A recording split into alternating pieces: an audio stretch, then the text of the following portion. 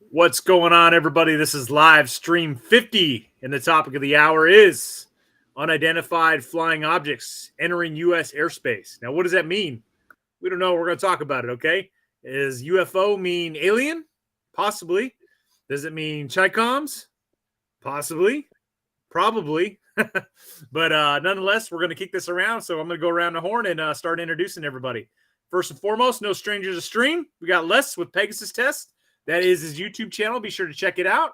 He also has his own tactical training company called Polaris Tactics and Simulations Division. And he's a master of logistics, has his own logistics company, rocking that pimp polo shirt, Polaris. All right. And he's also a United States Marine veteran, served in the Gulf War. Les, thanks for jumping on tonight. Glad to be here, Brent. All right, if you guys have been watching Grunt Proof Sear Challenge, you guys should recognize this gentleman. This is Jared.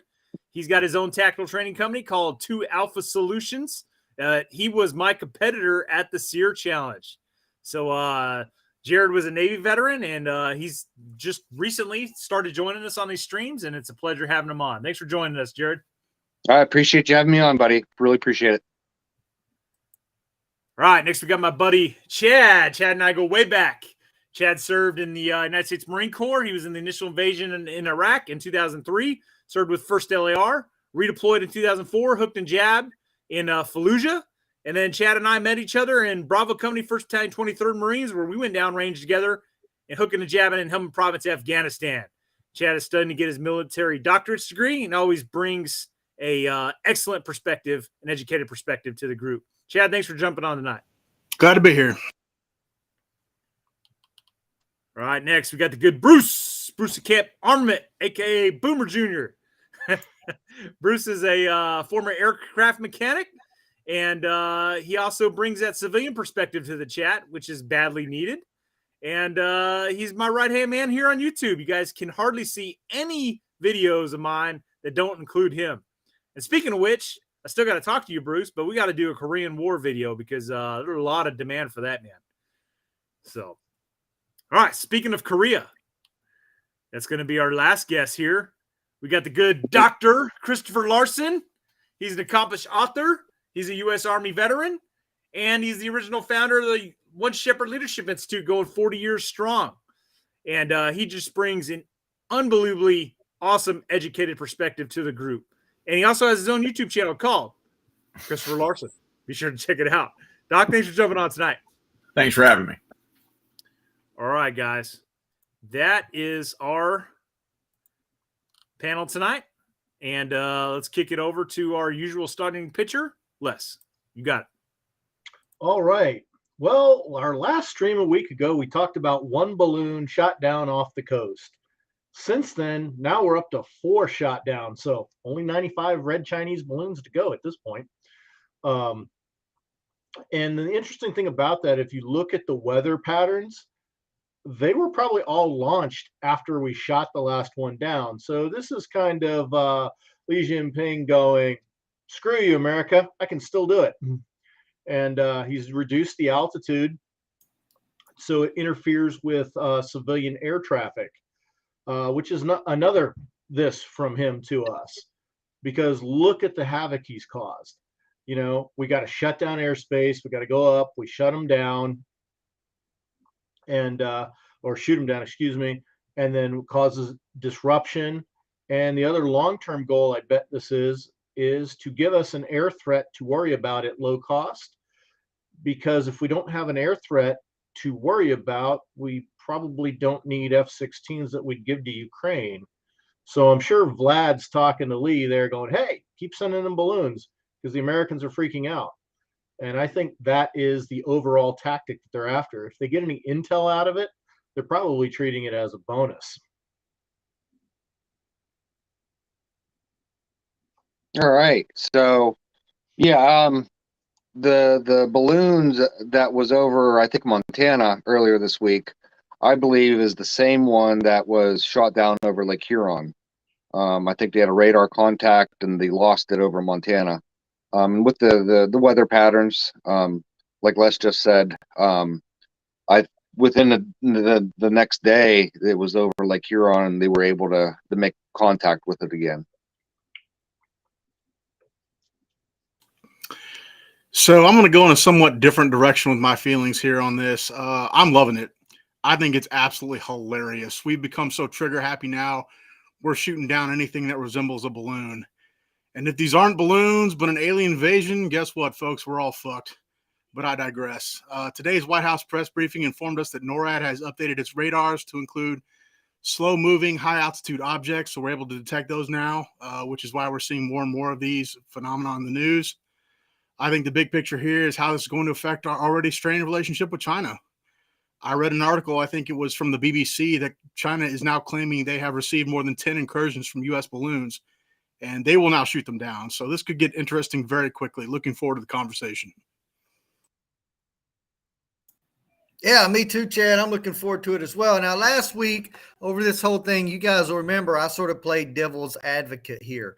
And by devil's advocate, I meant I kind of passed off, what if it is just a friendly weather balloon gone awry and flown down into our country, and we just spent $500,000 on a Sidewinder missile to shoot it down. That was a little bit tongue-in-cheek, but definitely wanted to get you guys thinking and give you guys an alternate perspective. It looks like about the day after that that stream, the only people in the world saying that was the case, that it was a friendly weather balloon, was China. Everybody else, every major news story, every minor news story, everybody was already calling it a spy balloon by the day after that stream. So it looks like the narrative is that it was a spy balloon. I'm not sure that anybody doubts that at all at this point. I know China's kind of taken a funny position today or yesterday on this whole thing about, they seem a little taken back that we're shooting down all their shit. But you know, so be it. We talked about this last stream as well. We'd love to see stuff get shot down. So good practice for those pilots. I know many pilots go their whole career never getting to fire a live round at anything. So we're all about changing that now. And I definitely look forward to talking about one of the points that Chad brought up about NORAD now tracking slow moving and higher altitude objects as if they weren't tracking them before. We'll talk about that.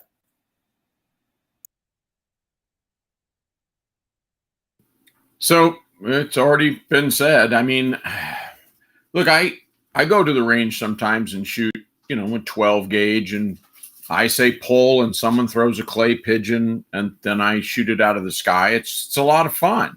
The clay pigeon is a few pennies per pigeon, I guess. And the shotgun, oh gosh, they got to be $1 a round now, I think, or something thereabouts. But this is big boy clay pigeon shoot is what it's turning into. Not that I have a problem with shooting stuff. Cool. I mean, and everyone's like, oh no, we fired a $500,000 rocket. Hey, look, I agree with you, but we were going to buy that rocket anyway and just let it sit there for X amount of years until it timed out and then trash it. So at least someone got to have some fun with it. And, there's some training value here. You're thinking gunnery really on a balloon? No, I'm talking scrambling from different parts of NORAD, detection, all this other stuff. This has gotten to be kind of a silly game that has some training value to it. But moreover, it's not really a game. I think what unnerves me is what the other panelists have said is, look, at least the last couple of the balloons that have been shot down since the big stink, right? And they're showing UFO videos, black and white and all this stuff. We could argue were some of those weather balloons, at least some of the incidents reported. And now it seems like very likely. So this has been going on for a while, which I find disturbing. And I find disturbing that once there's a big stink of it,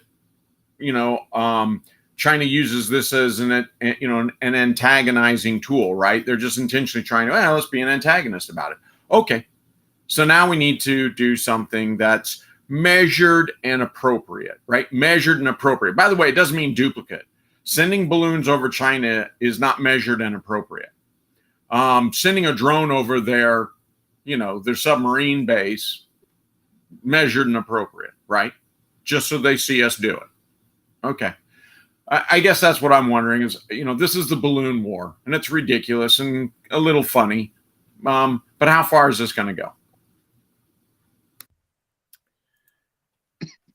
All right, my 2 cents. So what I find curious is, they've shot down multiple, of these unidentified objects following the big balloon shoot down, right? So apparently the tactics changed. Before it was like, hey, we're not going to shoot it down. We're going to let it fly across our country and then shoot it down.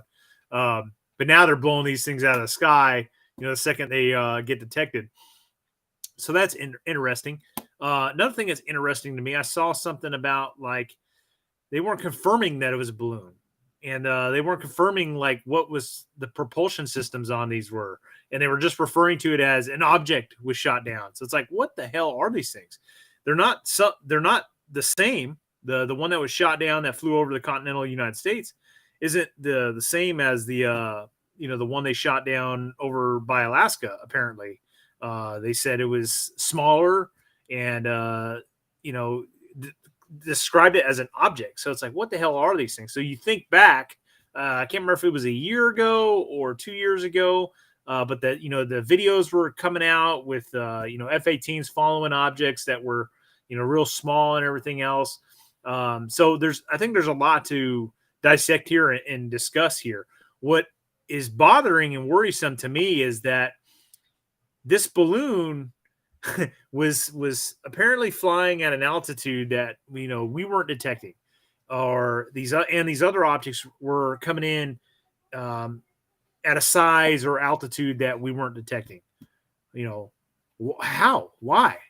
Like, how did if it's the Chi-Coms, which I'm sure it is, how the hell did they know that? They've been doing this for a long time, and they've gathered intel, and they knew exactly what and where to send these aircraft to be able to sneak them into our country. So the question to me, or the question I have, is how long has this been going on, and what intelligence have they already gotten?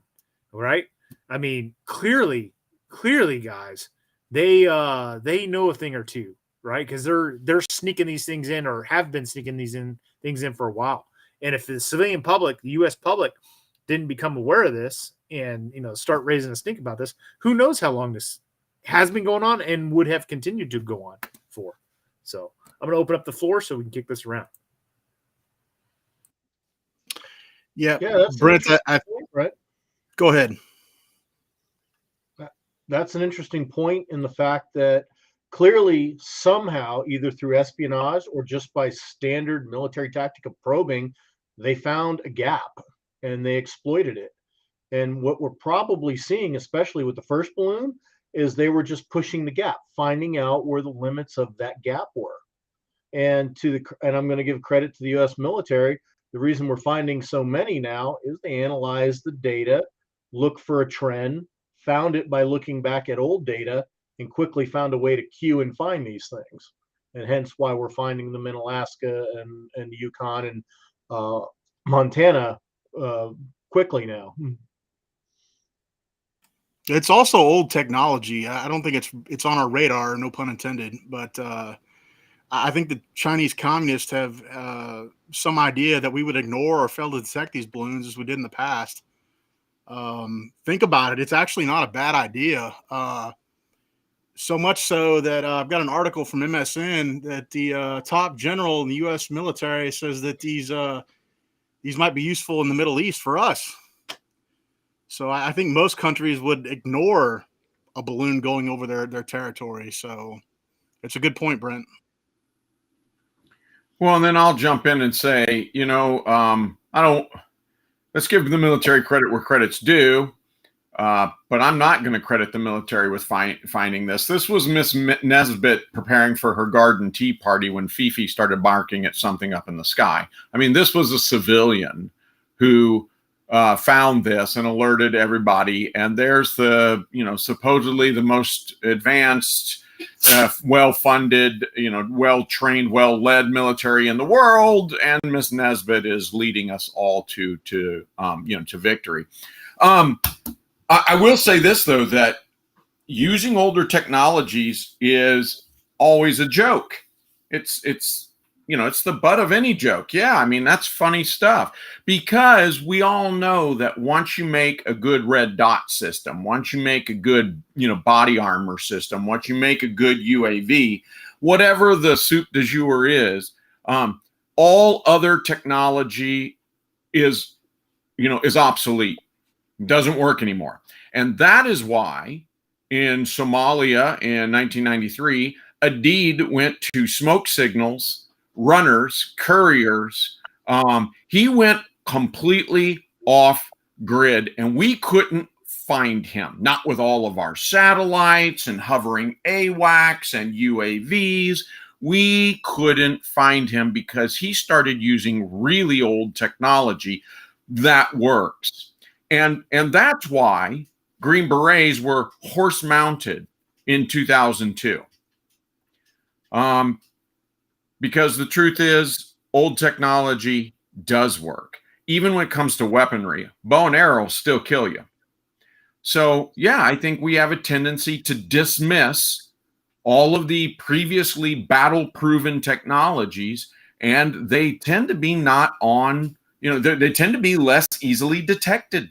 When you fire a bow and arrow in the middle of town, you know what doesn't happen? There's not a bang, and no one knows you fired the bow and arrow.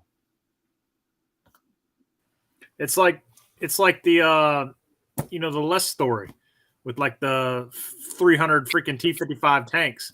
It's like, okay, yeah, T-55 obsolete. Sorry, tongue tied. Jesus Christ, obsolete tank. But when there's freaking 300 of them rolling at you, it doesn't freaking matter, right? And we see the tendency in the U.S. military. It's like, oh, we're gonna downsize, and all of our guys are gonna be equipped with fucking land warrior and all these systems and this, that, and the other, and each individual soldier or marine's gonna be more lethal because he's got a satellite attached to his Kevlar and internal GPS system and exoskeleton. Well, then guess what? Freaking 5,000 charging Chinese with fixed bayonets, overtake your position, and then what? So, unfortunately, this seems to be a common trend with us. Is our enemies revert back to older technology, and they outmaneuver us because we're not looking for fucking weather balloons. We're not looking for little tiny tic tac UAV style stuff, and we're looking for bear bombers and shit like that. And we're looking for a silver bullet. We're pretending this is the age-old lie that we're always told: technological advantage is temporary. But we in America, we go, but we achieved air dominance with technological advantage, and this has been undisputed since the end of Vietnam, blah, blah, blah. They're flying balloons over our, national security sites. For God's sakes, we have air dominance, do we? Oh, really? Tell me again how we have air dominance. Technology and air dominance doesn't mean anything. Osama bin Laden hid in caves from all of that from us for years until we caught up with them. Yeah.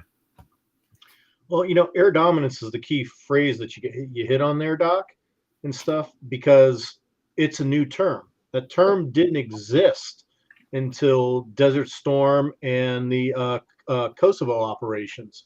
Yep. Before then, you tried to get air superiority. And if you got really lucky, you could maybe get air supremacy. And then we found out, wow, you can get air dominance. And we actually just started to believe our own lies is what we started to do. Yeah. Well, I think maybe there's a few things to remember here. I've got a few points to throw out there, but here's kind of a scary one. And it's a little bit to Brent's point that, maybe China, we'll just go with the narrative that it's Chinese balloons right now. Maybe China was trying to find a way into our airspace, and by flying big, fast, shiny metal objects at high speeds that give off a huge heat signature is exactly what we've been looking for all along. So they'll give us exactly what we're not looking for: something very slow, trying out different altitudes, trying out different designs.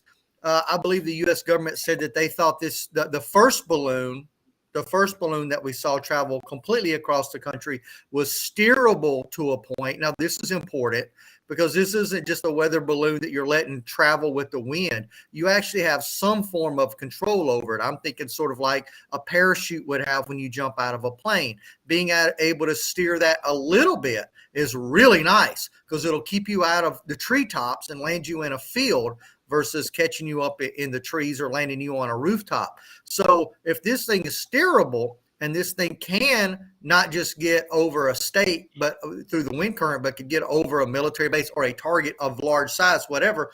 Here's the scary part. We have developed nuclear warheads, mini nukes, that weigh about 55 pounds. A weather balloon could easily carry that. How many of those could it carry?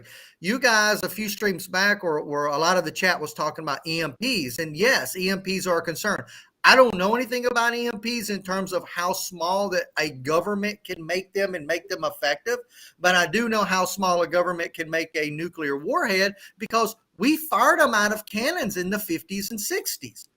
Every major country developed a artillery piece or a tank, if you will, tracked artillery piece that could fire mini nukes. And then we as the modern world realized that by putting them on the end of a guided missile, well, that's a whole lot more efficient and effective than driving them out on some giant steel tank and firing them out of the barrel of the tank. So that project kind of died.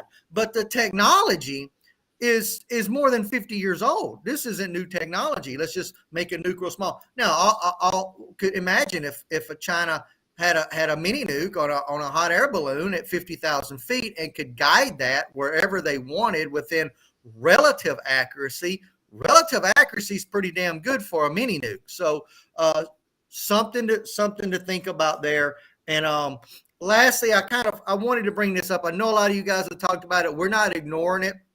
I've seen it as well, which is this sort of idea of Project Bluebeam. And I'll just surmise, and someone might be able to speak to it better than me, but I believe what that sort of is the idea that a government could restart an economy or re-energize a country by making people think that we're being attacked by aliens or we're being attacked by something else. This is also sort of the wag the dog situation, right? And I don't want to get the too convoluted, but I think they go hand in hand here. Wag the Dog was a movie, and if you haven't seen it, definitely see it. It's a boomer movie, but it's a good one, where basically the government goes, oh, look, there's something going on over here that's really bad, to distract from something else that was going on. I think it was like a scandal. It was fun because the movie came out right when Bill Clinton was in trouble with like his sex scandal. Okay. And so now all of a sudden we're in Bosnia at war with in Yugoslavia. Same kind of thing. Not saying that's what this is, because here's the funny thing. There's 30 of you guys that have posted on that, and you gave 30 different reasons that it would be happening.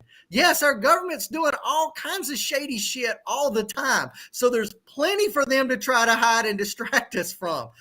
But fortunately, this panel can walk and chew bubblegum at the same time, and we can keep up with all of those things because we're pretty awesome.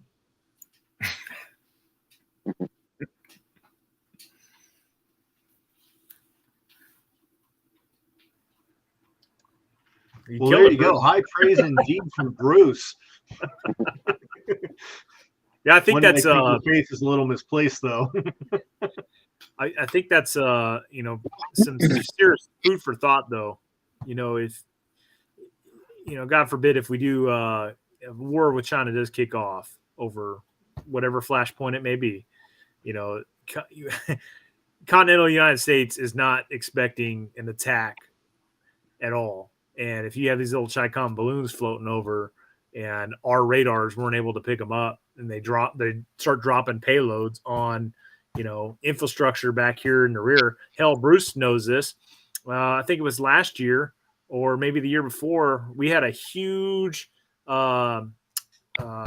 blizzard come in Texas. Our stuff isn't built and designed to withhold these type of temperatures and weather.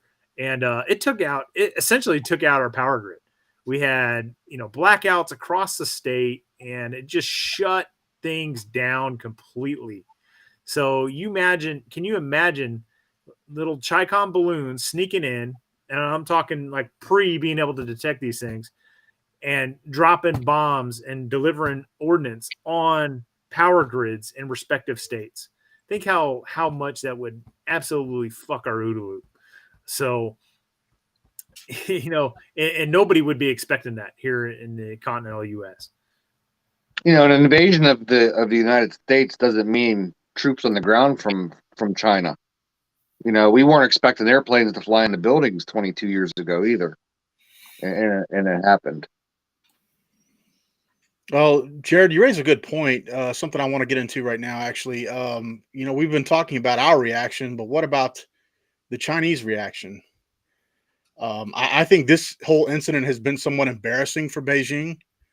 They were essentially caught red-handed, and now they're doing everything to backpedal. Why? Because saving face is a high priority for any communist government.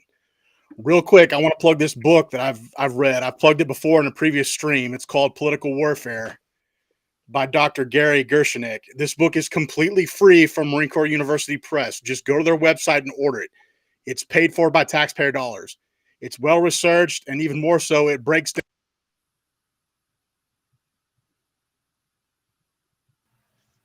Did we lose him? Yeah, Chad, that audio. Your comm went out, brother. China got him. Can you hear me now? Yeah, we got you. Yeah. What was the last thing you heard me say? And even China, better, it was free. China, it's free. China. But anyway, no, I was just gonna plug in this book.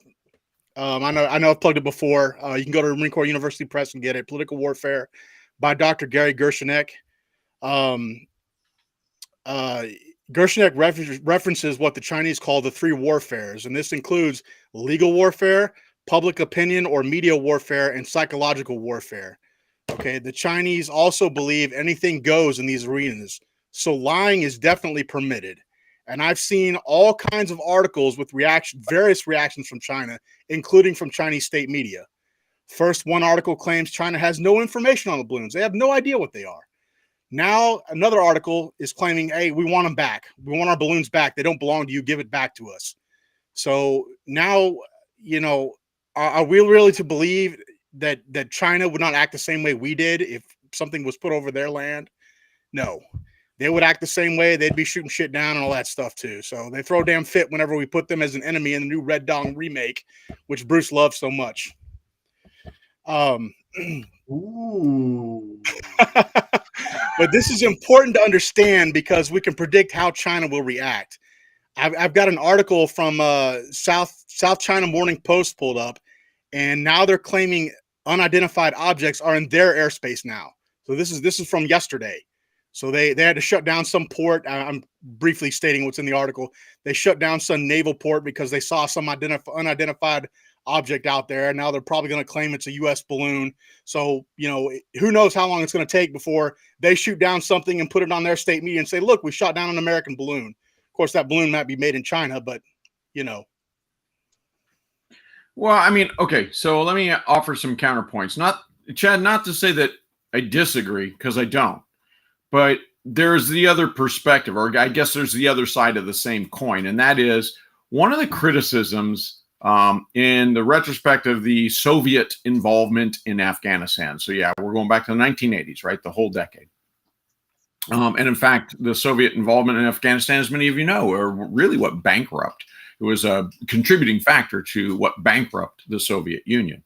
Anyway, what's marked and what's noted and discussed in the Soviet involvement in Afghanistan is that none of the branches of the Soviets seem to work together. And you think, oh, he's talking about the Army and the Air Force. No, I'm talking about like their Ministry of Agriculture, their Ministry of Economics. They didn't coordinate any of their efforts. They all had like their own piece of the pie, and they completely ignored each other.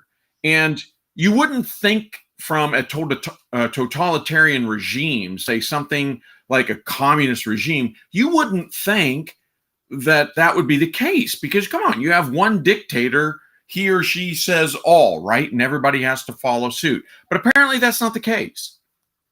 So China is communist? Is it surprising to me that they are having multiple and diverse reactions? No, I doubt this was coordinated with the rest of the Communist Party. There was some approval somewhere that said, yeah, let this project go. And here's everybody else going, it ain't us. And here's other people say, I don't care if it is us or not. Get disinformation out there, get counter accusations out there, because they don't work well together. As a matter of fact, if we really want to look at how the Russians are doing in Ukraine, I think that we're seeing the same thing. They're just not working well together. There doesn't seem to be that harmonization among the various efforts. Then again, let's be fair, I could say that we didn't do much better in Iraq or Afghanistan. We really didn't. The military said we're in charge, to hell with everybody else, and no one else really coordinated with the military. So I can't say that we're some better, but this isn't my point. My point isn't to say, we're better than the Russians or the Soviets or the Chinese, or no. What I'm saying is there's a misconception that totalitarian regimes are completely in control of everything going on in their massive nations. And so I guess that would be the counterpoint that I would offer, Chad, is that you're probably right, but maybe they're not that together, right? You could be right, but I think you're right in this aspect, where government bureaucracies tend to look out for themselves instead of whatever they're supposed to be looking out for. So you might absolutely be right. I don't know. I wish Pang were here to answer some of these questions. He may have some more insight in that, but unfortunately, he's not here tonight. Well, he's reporting back to headquarters, so we got to let him have his time. I think he went on a recovery mission. He had to go get a balloon that went down or landed. I don't know. Oh, is he recycling them now? Okay, that's good to know. Hey, you got to be green even more. He's got to get the SD card out of it. Hey, speaking of that, from the pictures Jared showed last stream, the more I thought about that might be parachute instead of a balloon attached to it. Maybe that's a great way to communicate with somebody over here. And they wanted to see what that guy could do with that card. Innocuous information for sure, but a nice little test run. Well, go you one farther. Oh, go ahead. I was just going to say, I see what you're saying. Drop that via a drag chute from a balloon, and you could drop a package which is either a message or some other tangible object. Well, some other tangible object, I think you already said, Bruce, could be 55-pound backpack nuke. But I think the scarier thing is, if we're going to play games here and say, okay, the scarier weapon, if they drop a nuke, we know where it came from. I mean, as soon as it goes off, like, it leaves a radiological fingerprint. Right? If they drop chemical warfare, well, it's not going to be, they don't have enough to do that much damage. But once again, we'd know where it came from. But there was a leak of COVID, which is one of the many SARS families, right? Respiratory biological contamination. And, that leaked and did all sorts of damage from a factory in China.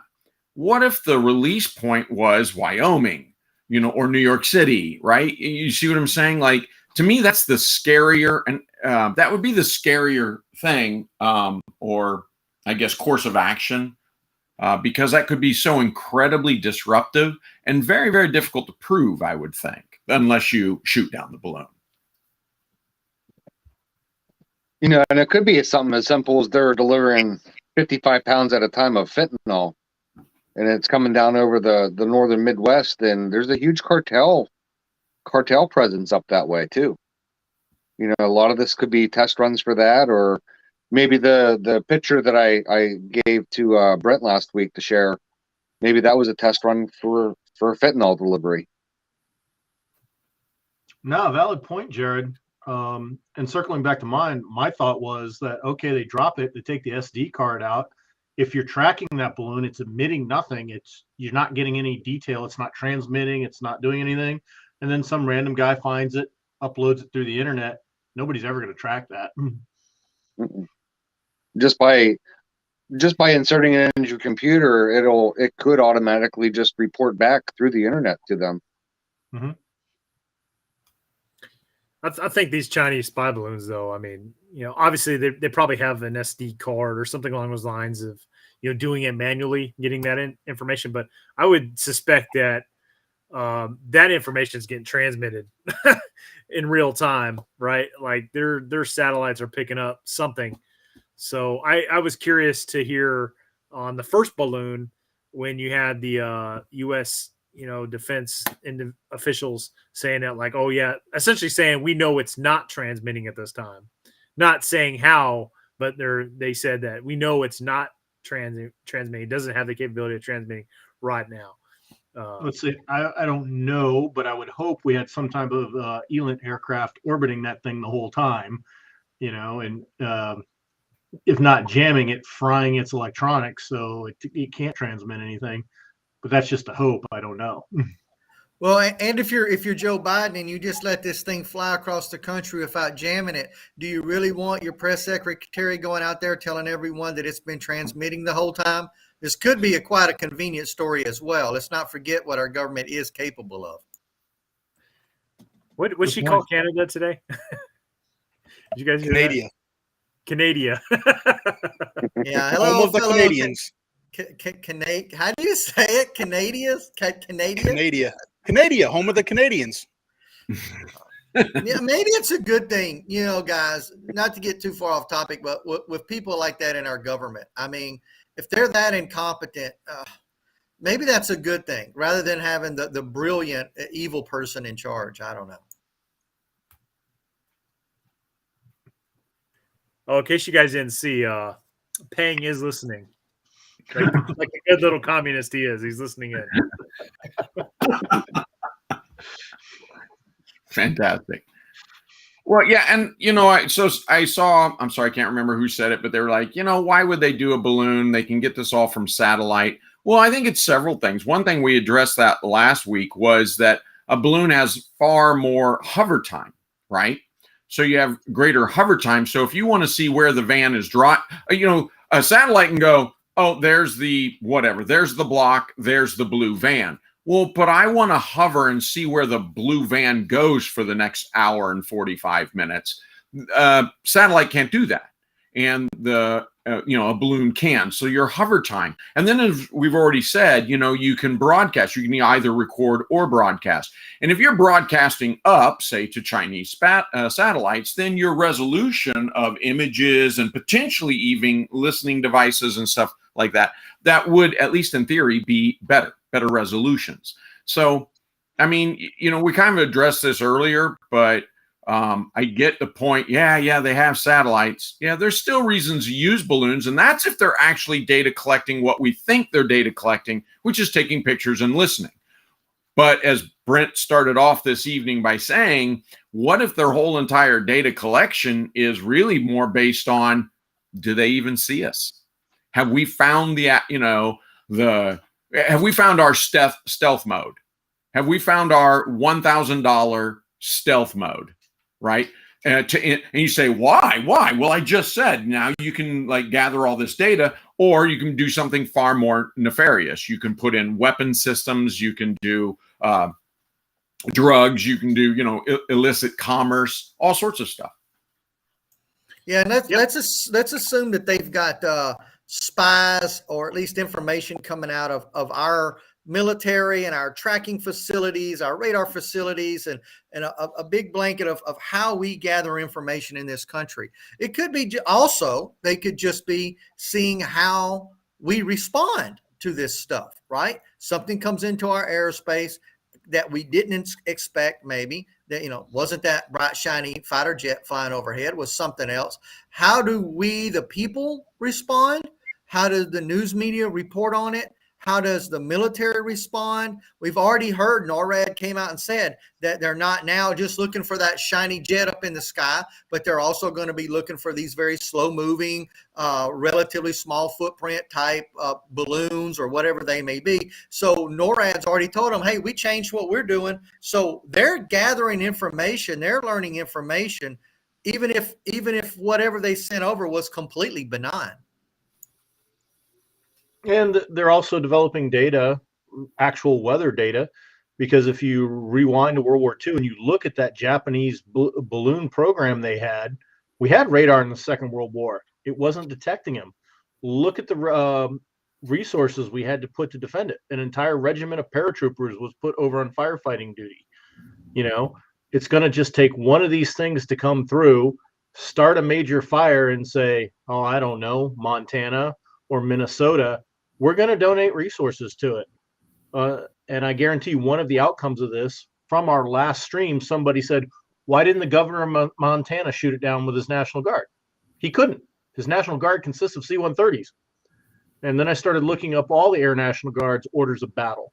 Most state Air National Guards are C-130, C-17, aerial refueling unit, and drone units. There's actually very few fighter squadrons left in the Air National Guard. So one of the things that if China keeps sending these things over and they have to keep being shot down, I guarantee you're going to see fighters pulled out of the desert and Air National Guard units reactivated for air defense. And they're just going to make us waste money and assets. And the balloon is a hell of a cheap way to do it. Not to mention, you put enough up in the sky, you got a nice web, an interconnecting web of intelligence gathering resources.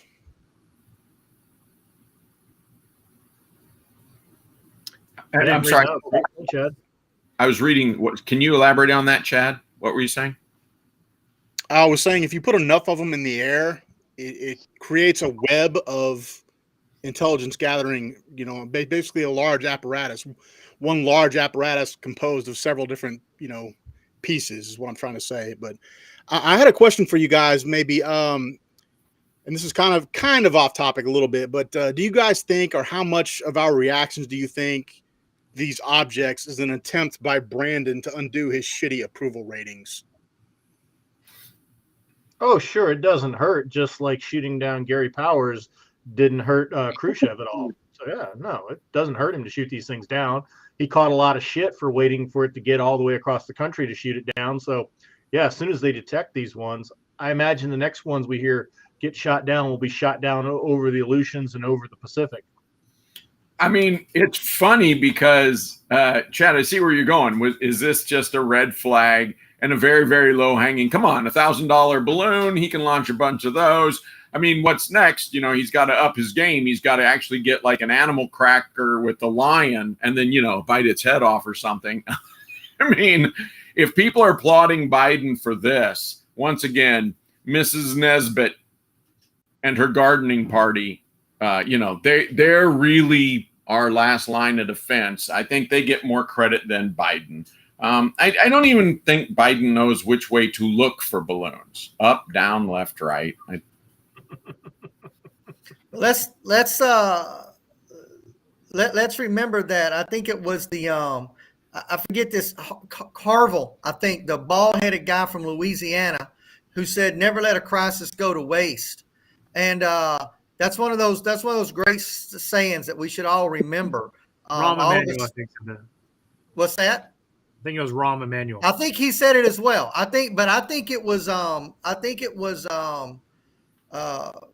this bald guy from Louisiana first who said it like way back during like the Clinton years. But at any rate, never let a crisis go to waste. Being that here we've got a crisis, balloon just floated across U.S. airspace.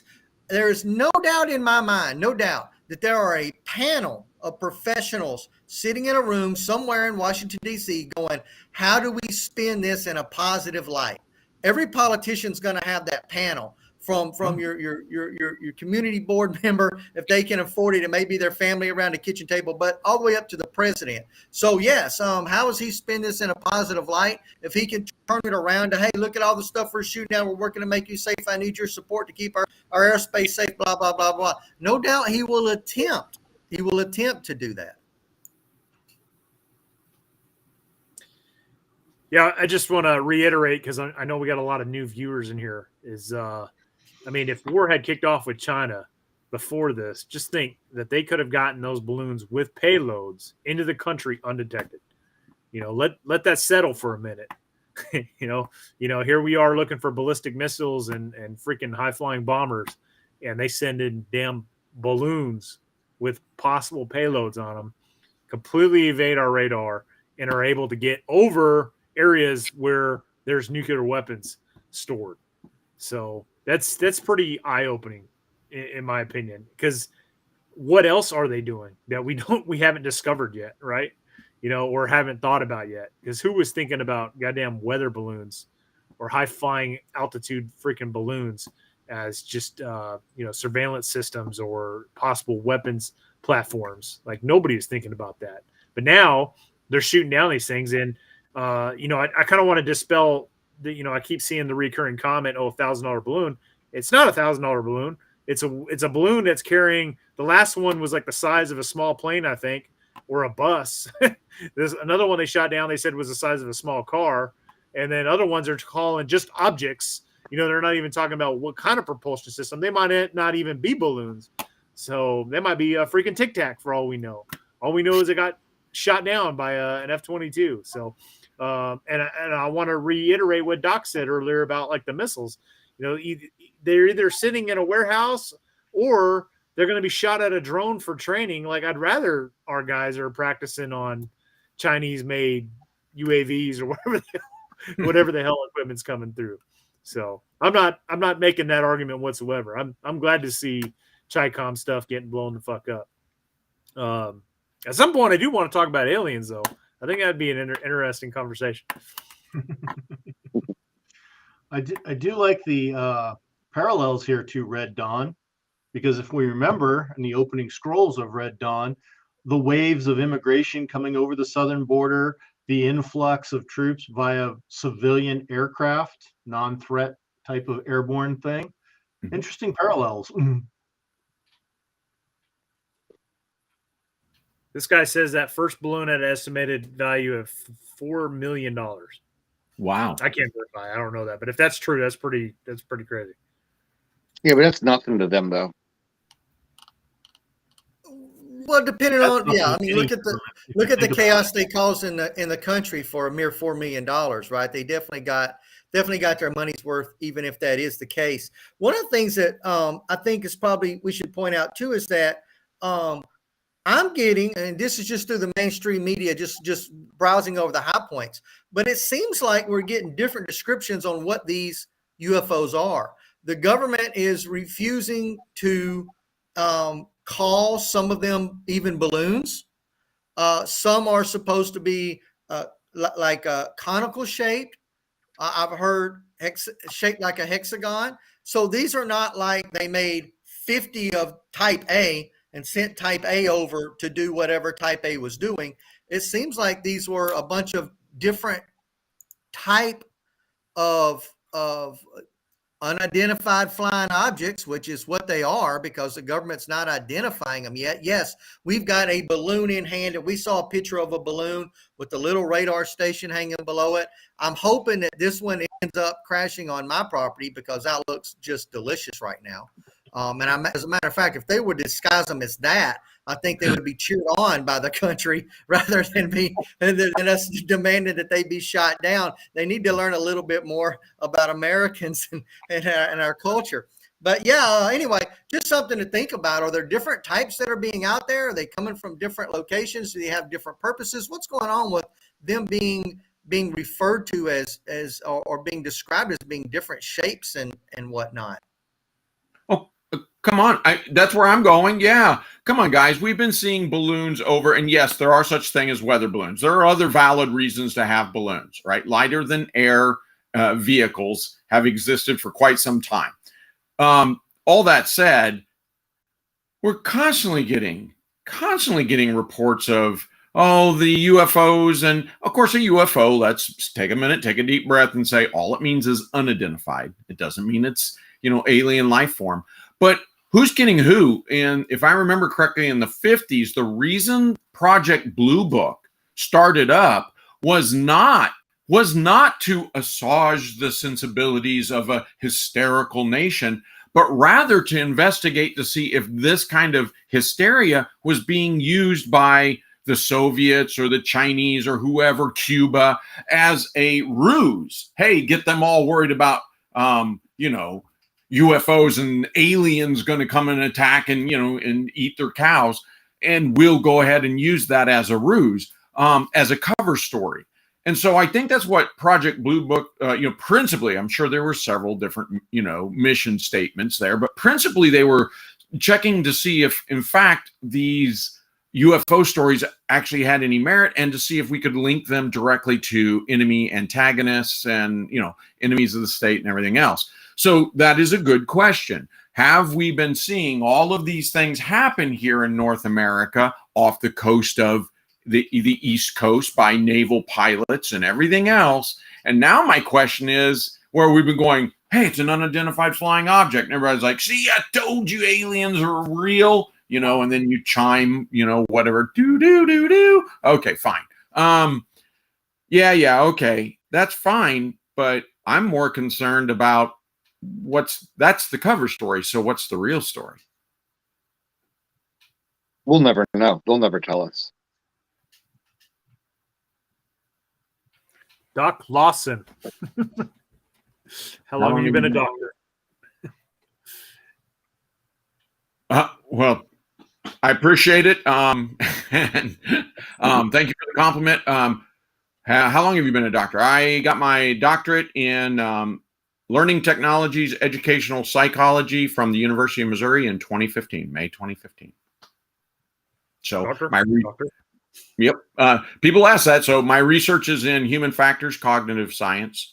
I tend to, I like to explore first off, how we mold and shape leaders, but also, of course, more critically, how do humans come to effective decisions, either as an individual or as groups. And of course, most of my work has been done inside of the Department of Defense. Not all of it, though.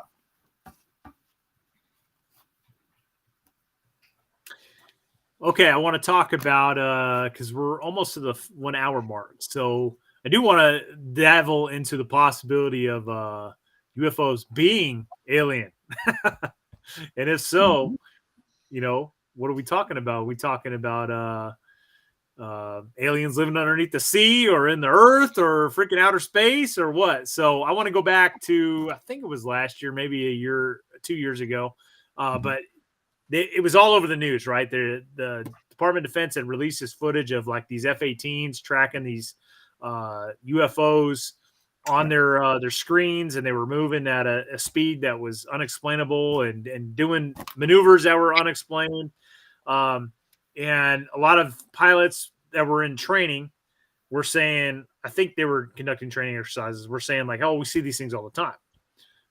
So the question is, I think there's multiple questions. Like you could look at it like, okay, are these possibly, China or Russia? They're trying to check out our aircraft. Okay, you could think about it, possibility of like, hey, this stuff is going on near a U.S. military training area. It's probably our shit, right? They're flying in our training airspace. It's probably like the CIA's latest and greatest UAV asset. I don't know. Or, there's a possibility of it's extraterrestrial, right? And it's checking out our shit. So let's kick that around. I think a lot of it is some of the hypersonic testing. I know we've been trying to come up to speed on some of the hypersonics, and they might be testing them and not letting our own people know and putting them out on training missions just to see if they can detect them and track them. Damn it, why is it me? Why do I second that? I'll vote for that as well. Our government's not really great at communicating within different departments and different groups of the government, is it? We've seen that. One hand doesn't talk to the other. That's been big complaints in our government my whole life. So, Jared, not a bad point. Maybe it's completely legit and it's testing by one super secret agency, and other pilots are in the air at the time and see it and go, what the hell is that? I've never seen that before. There's another comment through our chat referring to Foo Fighters. Now, most of y'all probably know the band, the Foo Fighters. If not, you probably should. At least have heard of them. But the name of that came from pilots, and I thought it was in the 1950s. I thought it was after World War II. Guy in chat says it was since World War I. Either way, pilots seeing things in the sky that they can't categorize as an aircraft that they're familiar with.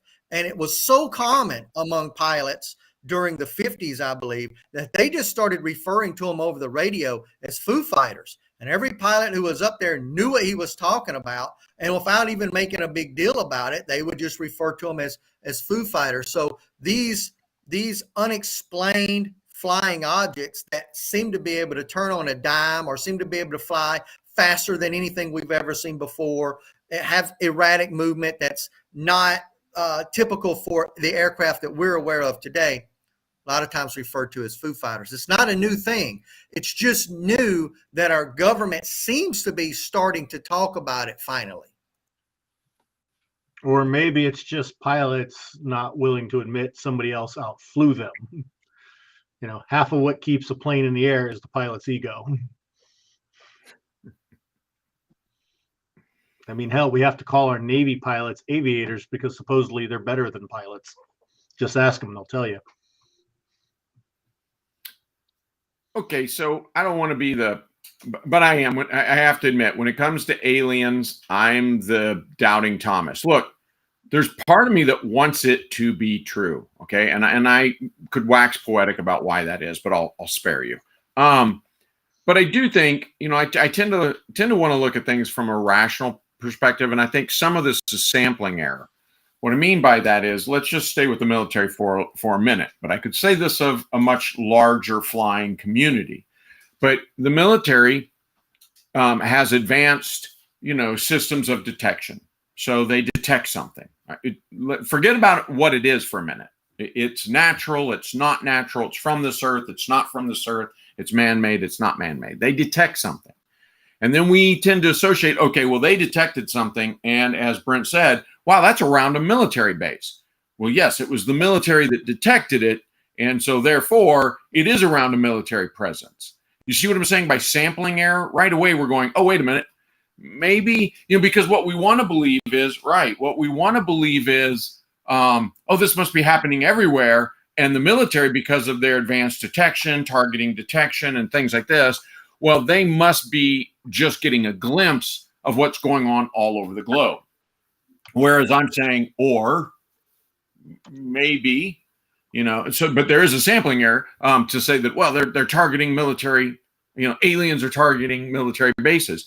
The flip side of that is that if there is a ghost in your machine, you know what I'm saying? Gremlins, glitches, bubble across your windshield, that sort of thing.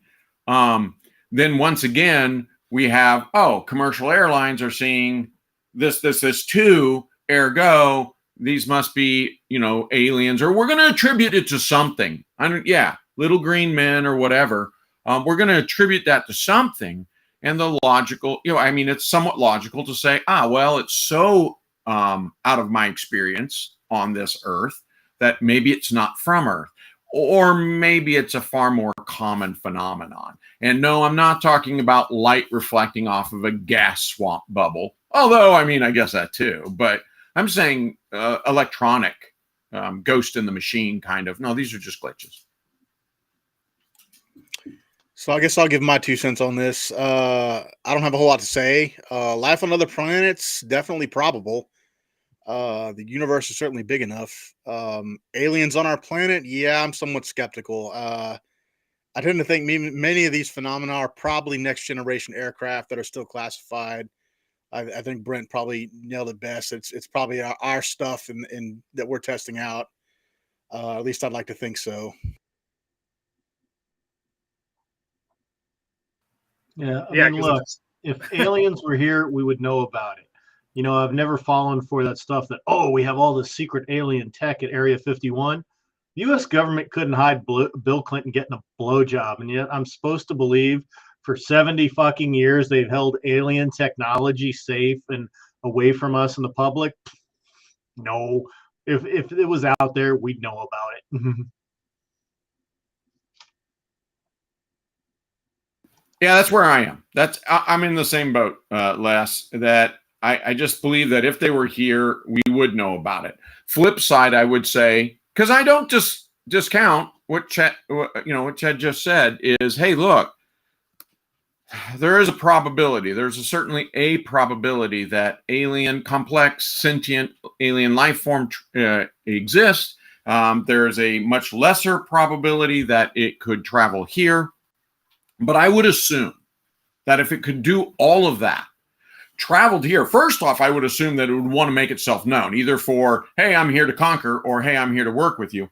But let's say it has good reason to do neither. Don't you think they'd hide better? I mean, Christopher Columbus wrote in his log about light swirling around the Nina, the Pinta, and the Santa Maria. I mean, yeah, St. Elmo's Fire and all these things. I mean, they're doing a really bad job of hiding. That's a long way to go with some advanced technology to really suck at hide and seek. And it just doesn't wash with me. I tend to think that there's more terrestrial explanations. Not that I'm discounting the possibility of the existence of extraterrestrials or sentient life elsewhere. I'm like, they're not very good at this. If alien species can travel across intergalactic space to get here, the fact that they can get here, we're fucked. What if they're already here, though, Wes? It would probably explain a lot of things, but the fact that they could get there from wherever they came from, we'd be fucked. I mean, look at our movies about space aliens that can conquer. They show up in the Death Star, or like Independence Day, they show up in city-sized ships that obliterate us. Like, let's be honest, Independence Day, we wouldn't win, not by a simple computer virus. The human race would be extinct in that amount of time. Yeah. And stuff. The Death Star would show up, extract resources, use us as a testing range, and move on. What's the movie with Rowdy Piper where he's got the sunglasses and he can see? They live. They live. They live. Yeah. I love the ending of that movie. That You is guys remember it? The girl's riding the guy, and he's like, "What's the matter, baby?" It's a must see for those of you who aren't boomers and haven't seen it. Look up They Live and sit back. It's going to be a hell of a ride. Everybody in chat room, that's your homework assignment for the next live stream. It's an interesting concept, though. Like it's an underlying meaning, right? So it's like you got all the the propaganda that's put out by the media, the government, and everything else, and it's like these glasses are, I guess, a metaphor to see through that, and so there's an underlining meaning to the whole entire movie, but it's pretty cool. So, and one of the best lines ever: "Come here to kick ass and chew bubble gum." All that. Hey, I bet if there are aliens, they have sex robots. I was just about to say. Damn, Doc, he stole your thunder. Going with the aliens, man. I'm going with the aliens. I'm betraying you all. Wait, isn't that the whole thing with those blue people? Avatar? That one, like, what is he? Is he an intergalactic marine or space soldier or something? I don't know what the hell he is, but he's like injured his spine, and so he goes. He goes into this other existence, and he never even shares, like, oh, by the way, we're really just here for this ore that you could give us, and we'll just leave, and we're happy, you're happy. And no, he wants to make out with, he wants to get it on with some blue lady, some interspecies. So he betrays his own. Oh, he's a Marine. Hello. I know. They go all over the world conquering women of all types. Everybody knows that. I know. It makes me so angry until someone just said, what if the aliens have sex robots? And I'm like, okay, I would betray all of you. I mean, think about it. Of that movie, Avatar, that was the most realistic part. The Lance Corporal tried to have sex with the locals.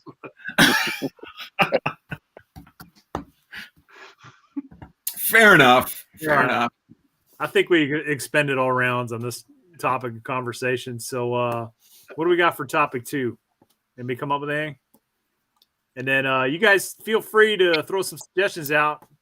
Chat's going pretty fast. We got 300 plus people in here. So, Well, The only thing what do we do interesting back to China now? I mean, we can keep shooting these things down, and who cares if the Air Force gets target practice? What's going to happen? It's going to become a contest between the Navy and the Air Force, and it'll keep moving west where we shoot them down till all of a sudden it's the Navy guys getting all the kills because we're shooting them down off the coast of Japan and Korea as they come out into the ocean.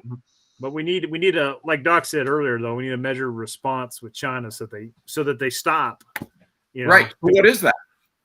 Honest, guys, what is that? Moving the 4th Marines to Taiwan. China's now stating or claiming that we're sending balloons over China, and they're kind of doing, well, you did it and we're doing it, like you did it too. That whole back and forth argument.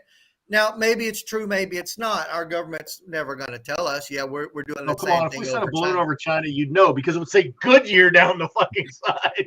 Yeah,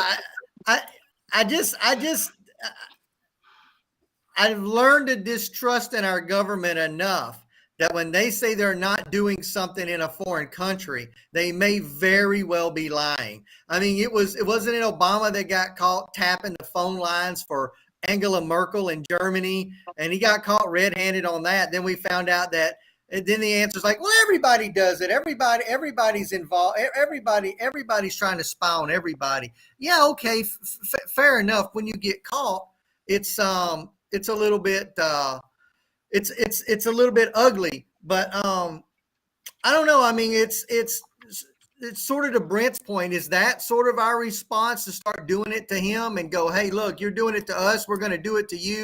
Maybe we're doing it first and we're just spinning this thing in our favor because we're the first ones to get the story out and China's kept everything secret. I don't know what the response is. I do think that having our people, the Americans as a whole, out of their phone, off their TikTok for a moment, realizing that China may be a threat over America is a good thing, and would garnish support for our military to strengthen and become more active in the lands in the seas between the United States and the border of China. And now the government should feel free to start saying, hey, we just noticed that they launched a balloon from whatever city in China. It just reached 20,000 feet and is headed up to 50 and may be coming this way. That's the kind of information that I would like to have and the type of confidence that I think the average American would like to have in our government, that we are paying attention to what's going on over there, that they are or could be a threat, and planting that little seed in not our minds, but the average American's mind may be beneficial to our government, to our military. Yeah, to tackle this one here about the train derailment, when it comes to anything government, I always assume incompetence is the answer over conspiracy or anything like that. I'm going to blame that on crumbling infrastructure and probably a drunk operator on the train. One of the two or a combination thereof. Yes, it's a bad effect, and all kinds of noxious chemicals are released, and the government is probably suppressing that in the belief that, we'll keep the panic under control. But no, I don't think any foreign power or terrorist organization did anything. I think it's just either crumbling infrastructure or incompetence of the operator. Yeah, I have something to add on the train. So the train derailment actually happened 10 miles from my house there in the Pittsburgh area. I'm going up there this weekend. So I should, when I get up there this weekend, I'll have some more inside information because my fire department there actually responded to that incident. And you're absolutely right. The infrastructure on the rail system is just absolutely horrible, and especially through that area. And these hazmat type situations happen every day. Maybe not on that scale, but there are some larger hazmat operations incidents that happen across the country and across the world every day. And I think this was just, like you said, it was mismanagement, crumbling infrastructure. I don't want to put any blame on the operator yet. We don't know anything, details like that. I don't want to put that on him. So in that little town, I used to eat lunch right next to those tracks when I worked for a certain company up there, 500 feet down the road from where that incident happened. And it's the infrastructure there is terrible, all through that way. It's an old steel mill town from the Pittsburgh area, even though it's in Ohio.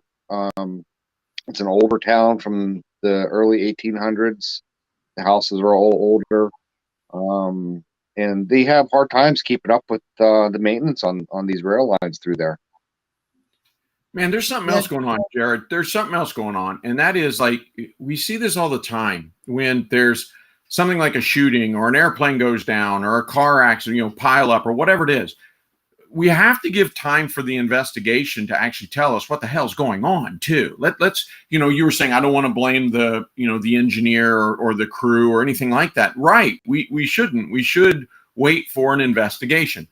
I get it. If you think, no, the investigation is just the screen for an ongoing conspiracy, well, then maybe I'm not going to, we can't convince you otherwise. But I am going to say that for people who are less suspicious, there's all these accidents and incidents, and the investigative process is very careful and very deliberate. So we got to give it some time. And I think that's really frustrating for us these days when we all, carry cell phones and we have instant access to each other, to social media, to all this other stuff. We're like, wait, NTSB is still archaic and deliberates over 6 to 18 months of investigation before they can release, preliminary findings. Yeah. As a matter of fact, and thank God someone's being careful. So, and this isn't me apologizing for the government or anything else. I suspect the real scandal is going to be decaying infrastructure. And you want a scandal, there's a scandal for you, right? If you want conspiracy and cover up, that would be one there. But can we wait a minute? Can we give it time so that we can figure out what the hell's going on with that incident? I think so much of it is the American people have lost so much faith in the government, and they just do not trust them at any level, local, state, federal, anything. Back in the 90s, 94, I think it was, there was an airliner crash, U.S. Air Flight 427, crashed 2 miles from my house up there. And it took 2 years for the investigation to be complete. And it turned out it was a hydraulic failure of the rudder control system. But it took 2 years for that to come out. So yeah, you're right. You have to give these agencies time to do their investigation, so they put the blame where it needs to be and not just randomly onto somebody else. Right. I mean, right. If you have a sense of justice and you want to blame the right people, then let's blame the right people, right? Let's take the time to figure out and do the investigation. If that's your motivation, is who do I blame? I hope I hope our motivation is bigger. How do we learn? What do we learn? How do we learn? How do we correct this in the future? But if it's just blame, still make sure you blame the right person, because if you don't, that's an injustice. And right now, what I hear is people saying, it's the government doing this. No, it's the government doing that. The conspiracy theorists don't even have consensus either. They're pointing in 39 different directions. I'm like, well, even if 2 or 3 of you are correct, that means the other 36 of you are wrong. And how am I supposed to know without a thorough investigation? They don't even have the area cleaned up there. And I was following it pretty closely because it impacts my family up there.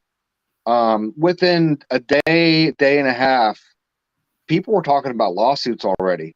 I mean, they didn't even do the controlled detonations on these rail cars yet. And people were already talking lawsuits. So everybody's just wanting to be sue happy and blame somebody and get something out of it. And you have to give it time. Well, and that kind of circles back to what, before we started talking about the derailment, the last comments about the balloons. And maybe that is actually the wiser course of action here, is to sit and wait, because as we said, what's the yeah, we know the potential harm of these balloons. We know the potential harm. We've discussed that at some length last week and again this week. But at the same time, how many people have been hurt so far? And I'd have to say, other than, you know, people's personal reputation, pretty low impact. So when I talk about a measured response, one thing is, okay, what's the impact? You know, Bruce is right to say that at least part of the impact, we have to say, has been unifying front of, you know, the American citizens saying, hey, hold on, this is our sovereign country. What's China doing invading us? You know, so it's actually had some unifying aspect of it. The other thing that I have to admit, Bruce brought it up, and I have to admit, I say, yeah, what's our measured response? How do we retaliate for this? For all I know, the Chinese are retaliating for things that we've done to them. And this is their measure going, let's fly a bunch of balloons over them. You know, I mean, we'll put foil on it. We'll make it look really convincing. You know, you could be right, but they run the risks that Yamamoto always warned about, you know. Well, after Pearl Harbor, he said, all we've done is awaken a sleeping dragon and filled it with a terrible resolve. You know, one thing you can count on us Americans to do, overreact. Look what we did when Sputnik flew over. You know, we ended up on the freaking moon and stuff. We can totally overreact here. So China, Russia, North Korea, whoever you're sending this stuff, bear that in mind and stuff. We can totally overreact because we're a great, peaceful people. You piss us off, we bomb your cities. I know we got. Yeah, I know American people generally overreact to a lot of things as it is. You Exactly. know, they're very. Everybody wants to live in this drama type world, and just overreact to the simplest, stupidest things. Yeah. That's the American way is overreacting and wanting answers now, not willing to wait. You know, 6 months from now, this train story hopefully will be history, right? Like, and it may be a year before we start getting real information through professional studies out to the public of what happened. It's probably barely going to be a 30-second mention on any of the mainstream media. It will be buried in the back of the paper somewhere when we finally get these answers. That's Americans. We want it right now, or we're moving on. We've seen this a ton of times. It's just how we are. We're a very fast-paced people. Maybe not for Jared, who is cool, calm, and collected, and it directly impacts him in his area. But for the rest of the country, man, we're barely going to remember that train derailment a year from now. The country's not going to even remember about it. The people of that area, yes, they're going to be talking about it for years to come. But it's a localized event, and yes, it gained national attention, worldwide attention. But the drama for the rest of the world is going to die down, and something else is going to come up, and you know. So I can guarantee they probably haven't even removed the train cars from the area yet, to be able to haul them off and inspect everything that they need to inspect on it, whether it's the damage that they caused with releasing the vapor and the detonations, and all the way down to the trucks that are on the cars, the wheel trucks. You know, they're going to be looking at every little nut and bolt on these cars just to be able to determine what happened. Yeah. To address this super chat, so BFA Mac thinks we're not trying to dodge his question.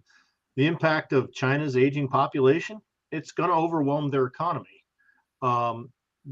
You have so few people that are even going to be able to take care of these old people. You're probably going to have the situation where you have 70-year-old people taking care of 90-year-old people. And it'll probably cause a mass die-off just because they cannot deal with all the ailments that old people just get for being old. It's going to overwhelm their healthcare system, and it's probably in a short period of time going to have a mass die-off in China. It is a potentially. Let me say this: potentially, the aging population of China is trying to say it's a huge strategic vulnerability. Now, let's look at a couple of others. So you have this in Japan, right? where Japan has an aging population. And Japan is unique because it's one of the few, by the way, if we're talking about population implosion, there are roughly, depending on who you ask and exactly how you count them, which one's sovereign, which one are territories of other sovereign nations, blah, blah, blah. But most people accept that there's about 220 nations worldwide. 220, okay? Of the 220 nations, I don't have the data sitting in front of me. I want to say it's something like 20, maybe 25 nations are in a positive growth. By the way, they're all very, very poor developing countries. Very, very poor. In fact, you could say those 20, 25 countries are the poorest 20 to 25 countries in the entire world, okay? And they have a positive birth rate. Everybody else, so that's what, 195, 200-ish out of 200-ish nations, or 220 nations. Everybody else has a population implosion. So I want to share the scale so you can see why this is such a big issue for China. Because when you go to Japan and you look at it, they're unique for their population implosion by saying this: we're not going to immigrate. We're not going to have immigrants. We like being Japanese. Now, you can say, wow, dude, that's really narcissistic. Wow, that's really, ethnocentric or racist or any other kind of pejorative that you want to use. You can say, okay, that's the problem with them. But here's what they have decided.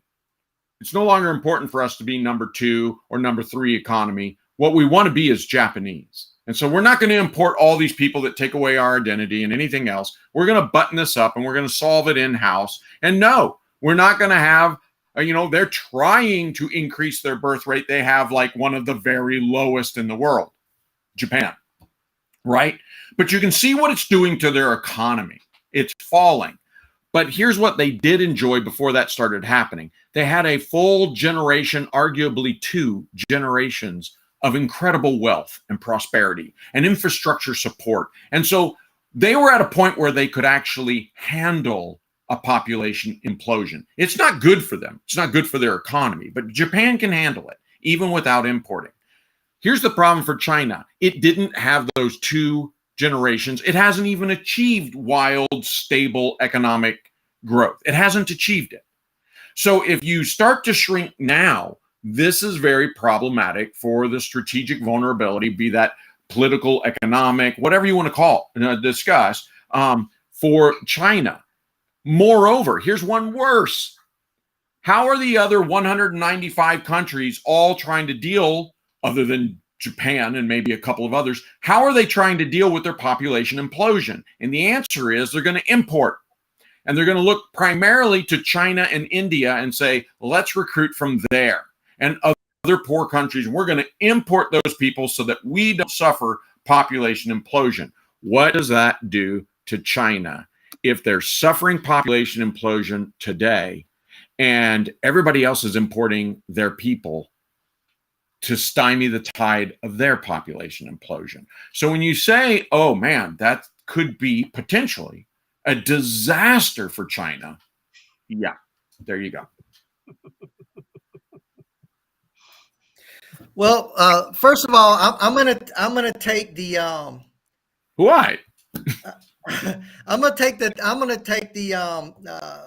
Nordstream pipeline comment. But first, I want to go ahead and let Les address his relationship status and talk about his service record, because just watching this love fest go back and forth, it's giving me the vapors.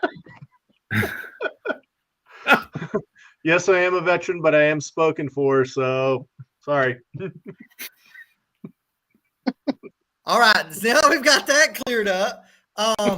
Nordstream pipeline. I want to set this story. And Brandon, if it's possible, could you bring that comment back up? If not, that's okay. I just wanted to reference the guy that had said it. But in any route, I believe what the commenter was getting at was, and I'll set this story up. Got a pipeline going from Russia to Europe. It pushes natural gas through the pipeline, supplies a lot of Europe with heating gas, essentially fuel gas, right? That they use to do different things. There it is. Jacob, thank you, Jacob. I think what Jacob's getting at is, we all know that about a year ago, this thing just blows up. and it's pouring natural gas out through the ocean, and it's bubbling over the top. It's a huge spill. Russia's mad. Europe's like, hey, we're coming into a winter, and all of a sudden our gas has been cut off. What's up with that? What's going on? Well, we now know it's looking more and more and more and more like. At the time, we had all these conspiracies about, was it Russia that did it? Was it just purely an accident of poor Russian quality pipe that blew up? Was it someone else that did it? It's looking more and more like we did it. It's looking more and more like our Navy did it. And right? But here we are, caught with something in our hands, caught red-handed, if you will, and we're going to have to come up with a story. And to put the cherry on top, we've got our very own president, Joe Biden, inside of a press briefing, I believe it was, saying directly to reporters, they asked him directly, what are you going to do with this pipeline if Russia invades Ukraine? And Joe, being Joe, goes, oh, we'll be shutting that down. Don't you worry, that'll be shut down. And like, whoa, specifically, Joe, specifically. How are you going to shut that down? And he gets all nervous, like, oh shit, I've said too much. I've said the quiet part out loud. And he goes, well, just trust me, it'll be handled. It'll be dealt with. And then sure enough, Russia invades Ukraine, Nordstream pipeline's blown up, and doesn't seem like our government's doing a very good job of fielding any questions on it since then. And it's one of those stories that I believe the government wants to kind of be in the background and everybody to forget about, but it's being brought up again. So that's the information that I've got, and I'm going to let you guys have it after that. I think given the area that it happened in, I don't think Russia would have gotten away unnoticed trying to blow it up themselves. So I totally agree that it was us doing it. Well, not only that, if you're Russia and you don't want gas to go to Germany, you turn the valve off on your side. If you're Germany and you don't want Russian gas, you turn the valve off on your side. There's no need to blow it up in the middle of the water and create an environmental disaster and stuff. I mean, it was us. It was obviously us. Like, it couldn't be anybody else but us.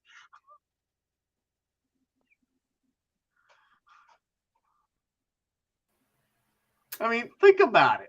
Try to come up with anything semi-plausible to be anybody but us. You can't. Why would Sweden do it? Why would Finland do it? No. Why would Denmark do it? No. Why would Britain or France do it? No. It's just, you can't come up any scenario but us.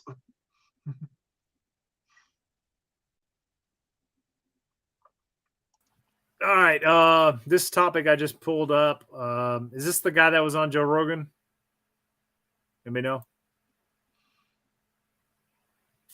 No clue. I'm not familiar. I've heard the name, but that's it.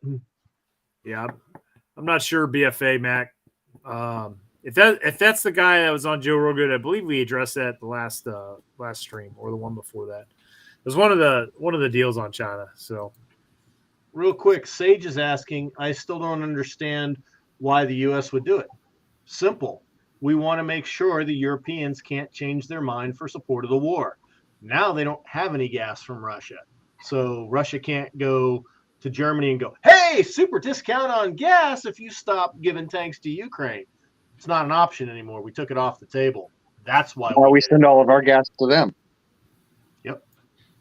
Yes, and Russia doesn't get paid for gas going to Ukraine. There's a lot of moving pieces as to why it would benefit the U.S. and U.S. interest in Ukraine by blowing it up.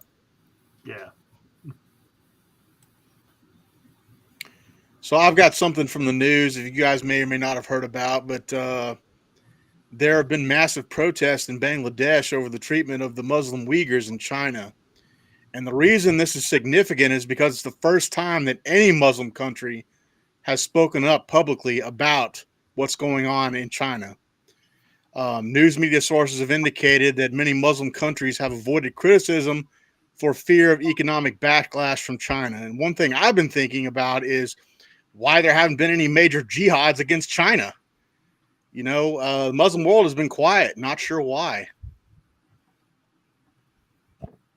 That's a great point. Super easy to explain that one, Chad. Just look at the Palestinians.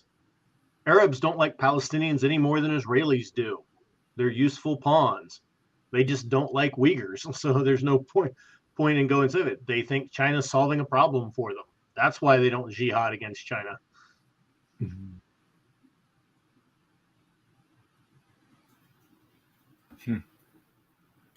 All right, I got another super chat here. It says, do you suspect the 3 UFOs that were shot down were drones launched from the CCP aerial vehicle shot down last week?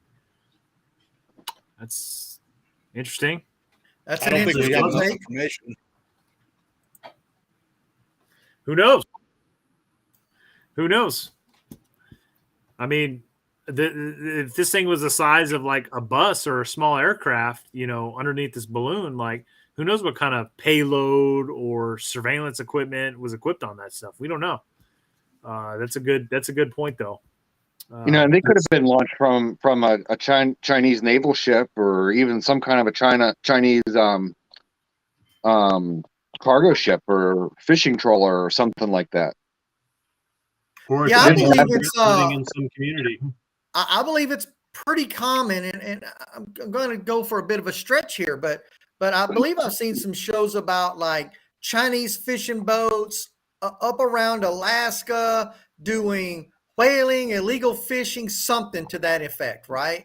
But so if that's the case, sure, what better way to launch your balloon rather than letting it out of some city in China, put it on a camouflaged fishing boat that runs up and down the coast of Alaska over there on those little islands, and you open up the bay door, and inside it's a fully modernized militarized ship, and then out goes your balloon, and off the balloon goes a bunch of satellite drones, and maybe that's not the right term, I don't mean space satellites, but some type of drones that then kick out, and you've got a whole bunch of these things that all that never even needed to go over the ocean, really were set off just off the coast of Alaska somewhere, off what appeared to be a regular common Chinese fishing boat. I don't know, but that's an interesting point and angle.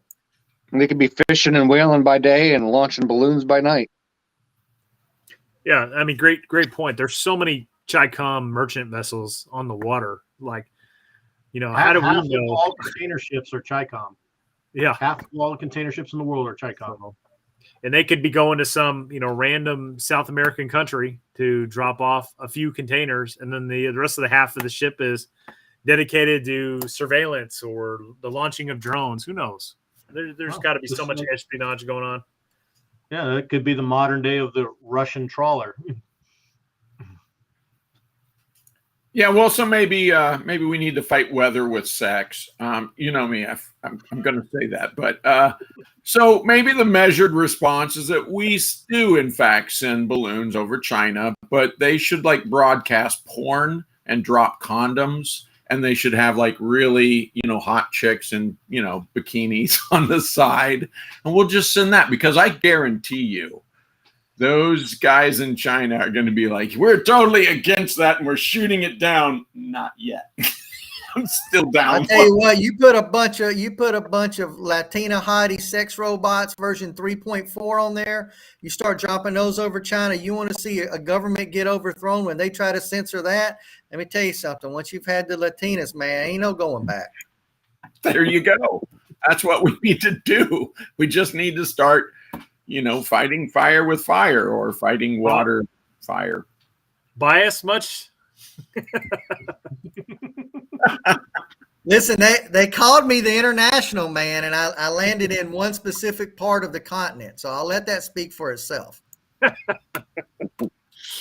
Why? I mean, I don't understand why we can't do something to broadcast open, unregulated internet to average Chinese citizens. I mean, just we open probably their can. Growing up as a kid in the Florida Keys, one of the big things was to broadcast Radio Marti over at Castro.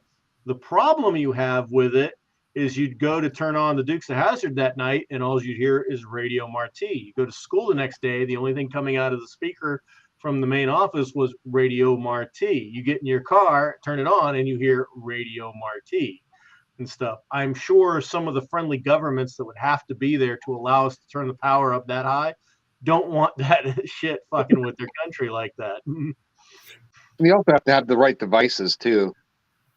If they don't have the right devices to be able to get the internet that we have, Yeah, but you can combat that, because one of the things that they did during the 50s in Russia to get the Voice of America out was just flood Russia with transistor radios. Yeah, mobile hotspots are small. I'm sure we could have our own blimp go over there and drop mobile hotspots to everybody. Maybe that's what our balloons are doing. Yeah. Now you're thinking.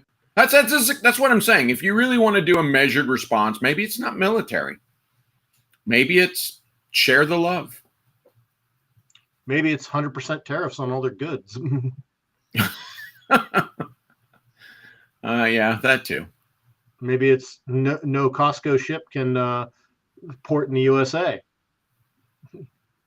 There you go. Shut down their trade lanes. Oh man, there goes all my Costco goods. See, that's the point, Doc. Oh, you're over here. That's the point, Doc. You made the point that 90% of other Americans are going to make. As soon as you start impacting the cheap stuff we get here in this country, you got a problem. Because go to Costco and look at some of the people going in and out of there. You don't want those people angry at you. They're on a mission. All right, they're buying stuff.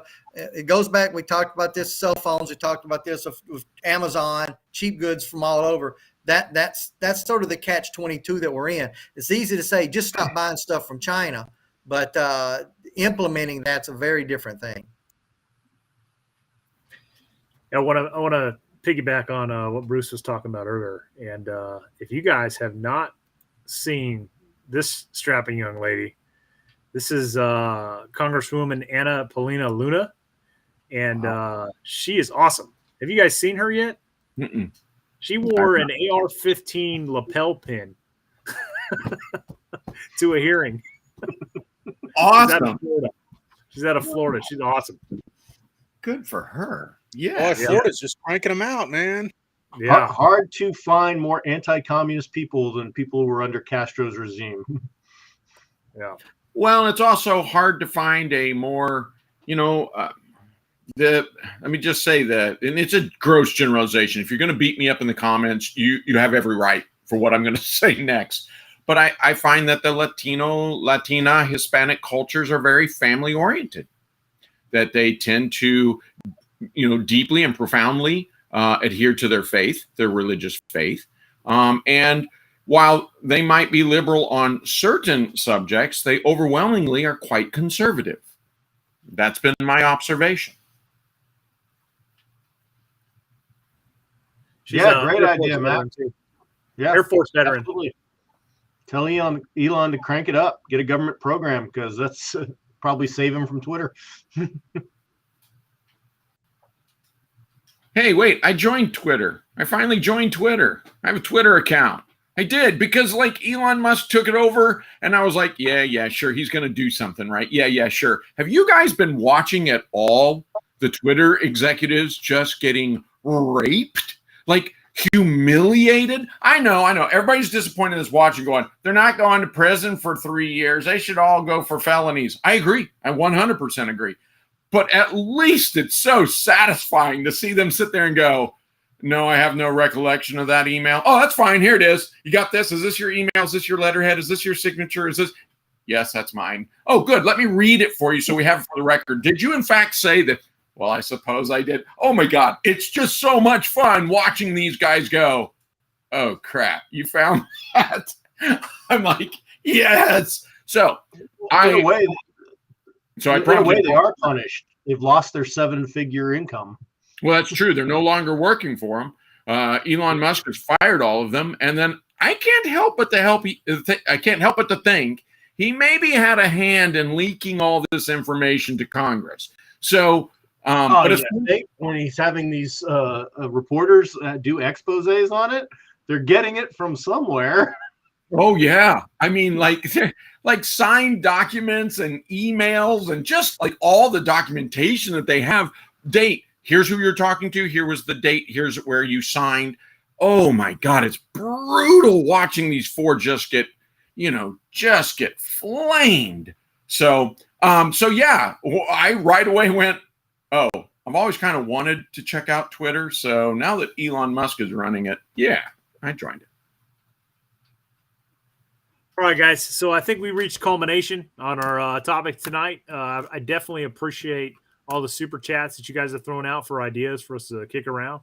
But what I'm going to do right now is I'm going to go around the horn and just final thoughts and updates on your respective YouTube channels. So starting off with Pegasus Test. You got it. All right. So coming up on my channel, I've got several gear test reviews. Tune in for that. Been testing out a lot of neat stuff and putting it to some alternative uses. Just recently, Doc and I did a collaboration where we did some more dyeing of horribly retarded FDE things into OD. And also, we've done another review of the last semester of One Shepherd, because Doc brought a unique perspective as the OC versus just my myopic view of my side only of the battle. All right, my YouTube channel is 2 Alpha Solutions. I have very little on there, and what I do have on there is pretty dumb. So if you subscribe to me or if you watched any of my content, don't judge it. I will be having content that I will be putting on that will be a little bit more interesting, I hope, here in the near future. It's not going to happen anytime soon. Hopefully by summertime it will. And anyone that has subscribed to me or is going to, I appreciate it. And it's going to be a learning experience. I'm not a YouTuber, as you can tell how awkward I am on camera sometimes. But it is there. It's 2 Alpha Solutions. Yeah, I don't have a YouTube channel. I'm not looking to get one anytime in the near future, but just want to kind of go over the conversation that we had earlier. I still think it's pretty funny. I hope we continue to shoot these things down. While clever to begin with, the gig is up. We're on to China. We're waiting. We're preparing. We're watching. And again, to all my readers out there, I can't recommend this book enough. Political Warfare Strategies for Combating China's Plan to Win Without Fighting. It's free, no shipping. Again, go to the Marine Corps University Press website and order it. It's an eye-opener. Enjoy the conversation. All right, guys, you all already know my YouTube channel. Brent's pushed it enough. Got some things that I'm working on for it, but it's going to be a little while. I've got a Cerakote job that I'm working on right now that I have a hard deadline on. Got to get it wrapped up and done. And I've been kind of focusing on that over these last few weeks.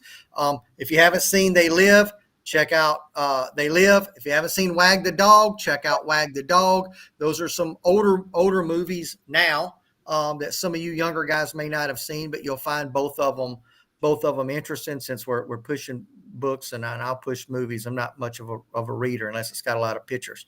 But yeah, guys, I want to thank you guys for coming on to the stream tonight. You guys were very interactive. A lot of super chats. That was good. Hope we got to them all. And we'll see you on the next stream. You guys brought up a few good topics that we didn't cover because they weren't really related to what we were talking about tonight. But I can tell you some of those, particularly Russia moving through Belarus into Ukraine, and also Belarus and its upcoming conflict with Poland are going to be something that we may very well be talking about in the near future. Okay, so it's not interdimensional creatures. I think the balloons, if anything, nor is it UFOs. I'm going with time travelers. If I've got to weigh all the odds and roll the dice and look at the math, and I'm going to go with time travelers, because I think time travelers not only explain UFO sightings, but I think they also explain ghosts. So time travelers, right? That's my theory. This is as Chad said, this is a fun topic. And that's not to take away from the seriousness of it. Look, we are a sovereign nation, and our borders, our boundaries, our airspace, we have every right to expect privacy in that from other, national governments, right? So there's some very serious thought here, some underlying concerns as we've explored last week and this week about the potential of violating our airspace and what kind of weapon systems or many different things. It doesn't necessarily have to be kinetic lethal weapons, but certainly could be, but it could also be other things. And we have a right to protect ourselves against that. So I guess the air show is going to go on. We're going to keep shooting Chinese balloons out of the sky. I think we honestly do need to have some kind of measured response. I would say that it would not be a military response, but would be an economic response, but better yet, just a cultural one. I think we could have a lot of fun with a cultural response. And of course, anytime I'm going to go cultural response, I'm going to recommend, bikini clad women and, some kind of like sexual angle. What's going on in my world? Well, what's going on in my world is I have a long list and growing list of videos to do on Christopher Larson YouTube channel. But unfortunately, I can't seem to get to it because I'm making too many I'm making too many videos for Brent's channel and for Les's channel. Oh my God, he had me do 4 videos. He tied me to a chair.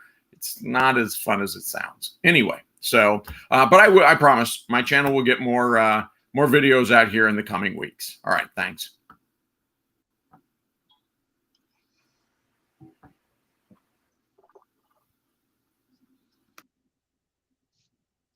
You're muted. Brent.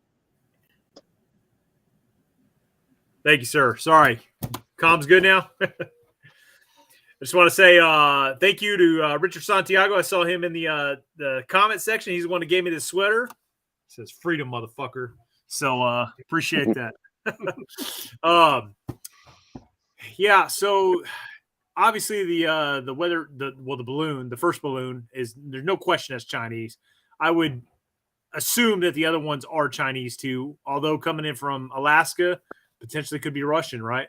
Regardless, we definitely need to be taking them down. I think it's funny that the administration at first was like, oh, we can't shoot this down. It's going to, risk civilian life. And then here we are. Now we're just blasting them out of the sky. First opportunity, right? Regardless of where they are. So that's interesting to see.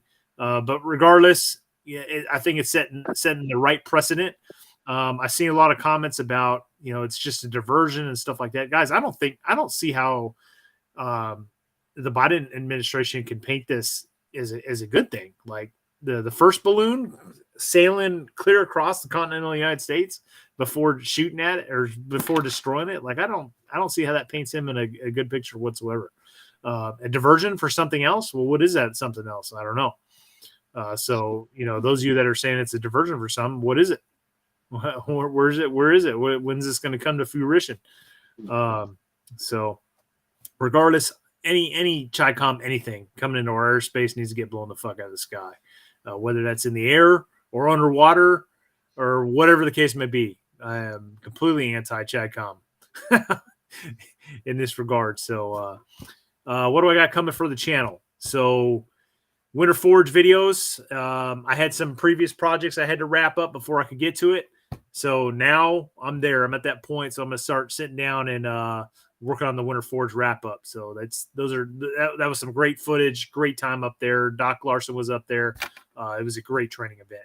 And then future project before the winter ends, I want to do a Korean War uniform weapons and equipment video for those guys. So we get some recognition to those war fighters that fought there. And then not to go without mention, the grunt proof sear challenge, guys. We were balls deep in that. We're going to be coming up on episode, is it 3? I think it's 3. And yeah, if you guys haven't seen that, you need to catch up quick. And then every time that airs, we do a post show where we do a live stream about the episode that just aired. So be sure to check that out, guys. It's a really good series that Randall at Grunt Proof's got going on, and Jared's involved with that as well, obviously. So that's all I got for you guys tonight. Appreciate you guys jumping in. Those of you that contributed with the super chats, thank you very much. Thanks for watching, tuning in. See you guys on the next one.